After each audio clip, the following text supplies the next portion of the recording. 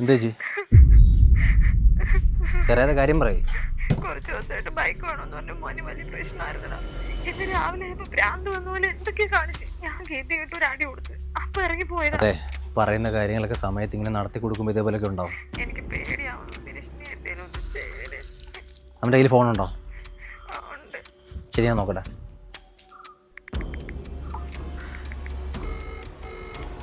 Hello sir. Pramod, ഞാൻ ഒരു number അയച്ചിട്ടുണ്ട്. ആ നമ്പറിൻ്റെ എക്സാക്ട് ലൊക്കേഷൻ ഈ പോകണം. സാറ് സസ്പെൻഷനല്ലേ? ലൊക്കേഷൻ എടുത്തുന്ന എന്തെങ്കിലും പ്രശ്നമാണോ സാറേ? ഒരു കുഴപ്പം ഉണ്ടാകാൻ പോകുന്നില്ല. It's an emergency. എനിക്ക് ലൊക്കേഷൻ പോകണം. ഓക്കെ സാർ, ഇപ്പോൾ അയക്കാം. ശരി.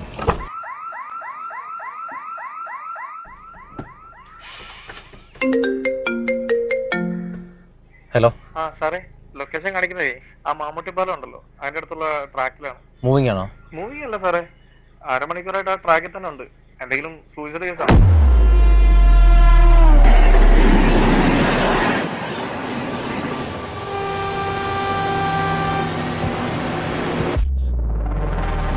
മനോ,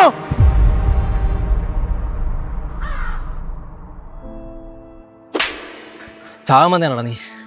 എടാ, നീ പരസ്യം നേട്ടമുണ്ടോ? ആരുടെയൊക്കെ വാശിയിലും തീരുമാനത്തിൽ അവിടെ 100 കണക്കിന് പിള്ളേരെ ദിവസം മരിക്കുന്നത്. അവർ മരിക്കുന്നതിൻ്റെ കാരണം പോലും അവർക്കറിയത്തില്ല.